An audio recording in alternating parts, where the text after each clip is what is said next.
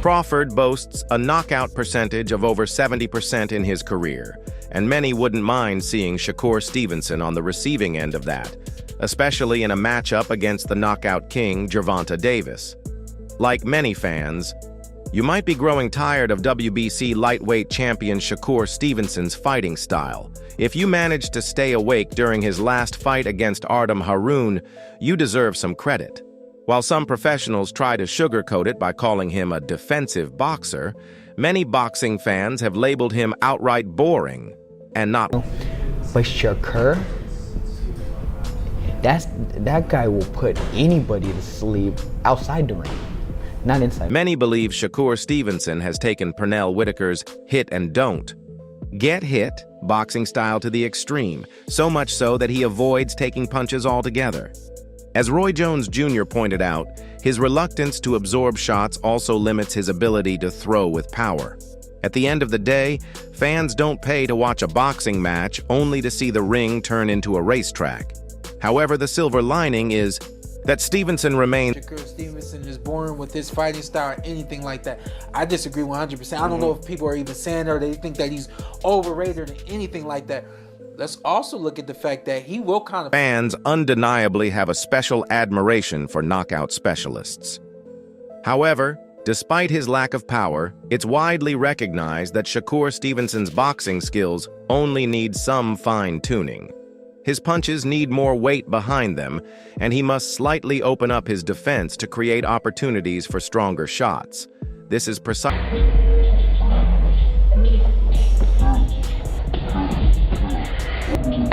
Terence "Bud" Crawford recently moved up to super welterweight and secured a unanimous decision victory over Israil Madrimov, becoming the new WBA super welterweight champion and a 4-division world champion.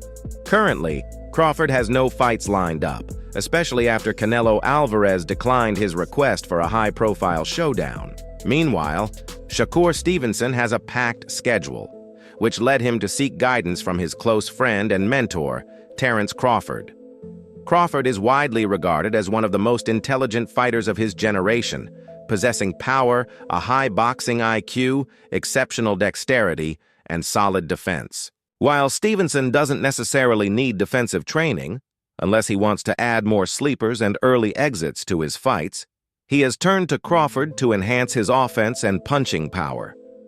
In a recent training session, Stevenson was seen working on the pads with Crawford, pushing himself to hit harder with each strike. Crawford also took the time to explain key lessons and refine Stevenson's technique. This may be exactly what boxing fans need to regain faith in him after his lackluster performances in his last 2 fights.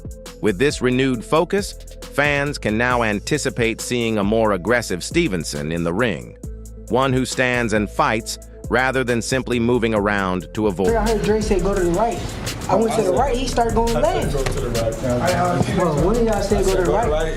I went with your jab. You weren't jabbing, bro. Yeah. You was just following. I was trying to get him. The defensive specialist and 3-division world champion, Shakur Stevenson, claimed the vacant WBC lightweight title with a unanimous decision victory over the hard-hitting Edwin de los Santos. He secured the win by skillfully avoiding most of his opponent's attacks while taking advantage of scoring opportunities. However, in his first title defense against Artem Haroun this month, fans felt he once again failed to pick up the pace, merely cruising to another points victory. Following the fight, Stevenson had a post-fight discussion with Terence Crawford. But you wasn't letting your hands go. You was picking the pace up with your movement. Yeah. But your hands wasn't, you know what I mean? It was a certain time I started throwing boom. Crawford didn't hold back in his critique of Stevenson, offering blunt advice. Hit him off with your jab. You weren't jabbing, bro. You were just following him. You've got to jab your way in, he continued. Those body shots were hurting him, but you weren't letting your hands go. You were just picking up the pace with your movement, but not with your hands. He was throwing you off with feints. That's why I kept telling you to feint him back and jab. In response, Stevenson defended himself, arguing that Harut Union was simply in survival mode. Like, kind of, he was solid though. No cap, he was solid at first. I'm like, damn, he bouncing, he won't stand in one spot. Stevenson's training sessions with Terence Crawford marked the beginning of his journey toward improvement. Recently, a press release from Matchroom Boxing, along with a social media announcement, confirmed that the lightweight champion has officially signed with the promotion. While the length of the deal was not disclosed, his first fight under this partnership has been set. He will face Joe Cordina on the undercard of the undisputed light heavyweight showdown between Artur Beterbiev and Dmitry Bivol. I am ready to start this next chapter of my career, and it begins on October 12th with Joe Cordina on the stacked Riyadh season card in Saudi Arabia, Stevenson stated in the press release. I've made it clear that I want the biggest names and the biggest fights in the sport. Bring on William Zepeda at the start of 2025, and I'm ready for anyone brave enough to step in the ring with me. Gives me confidence that he beats everybody. I think he's been massively undersold. I think he should be not just an American superstar, but a global superstar. With Matchroom and Riyadh season, I am teaming up with a promotional force that matches my world-class talent. We will be unstoppable in and out of the ring, and I will continue to showcase my dominance in boxing for years to come, Stevenson declared. Matchroom boxing promoter Eddie Hearn expressed his excitement about the signing, stating, I am delighted to welcome what I believe is a pound-for-pound great to the Matchroom team. Shakur Stevenson is 27 years old, already a 3-division world champion, and might just be unbeatable in the sport of boxing. This young man should be a global superstar, and with our machine behind him, he will land all the big fights and receive the credit he deserves. The journey begins on October 12th in Riyadh on because he's not gonna let you fight Tank. Whoa. See, he contradicted himself. I'm telling you. As soon as Stevenson caught wind of Ellis's comment, he took to social media to fire back. He posted a screenshot of Ellis's daughter's 7-3 record, teasingly writing, "Come on, Coach Kenny Ellis, stay focused." Stevenson hinted that 3 losses in 10 fights were too many, taking a subtle jab at Ellis in response. Shakur is working to rebuild his reputation and position himself for a potential showdown with Gervonta Tank Davis.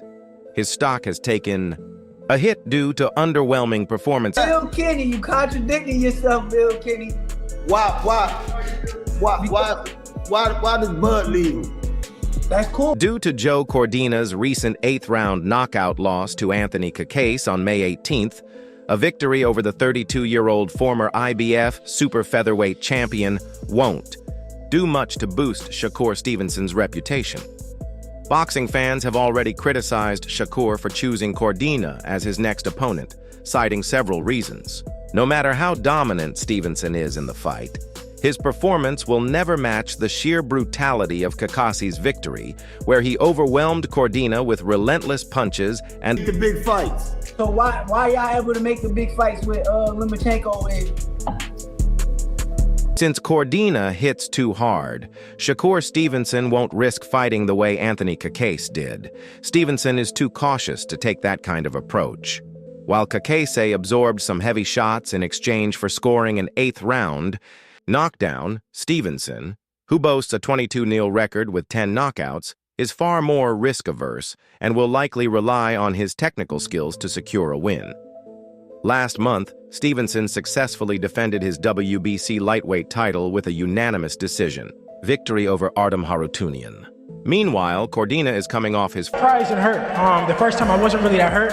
I was more surprised. Like I said, he went in there, he jumped on me, just like he knew he would, but I was just sleeping. I would love to rematch. I gave him a shot. It's only right he gave me a shot. After vowing to dominate Artem Harutyunyan, Shakur Stevenson technically kept his promise. But whether he did so impressively is something many fans would disagree with.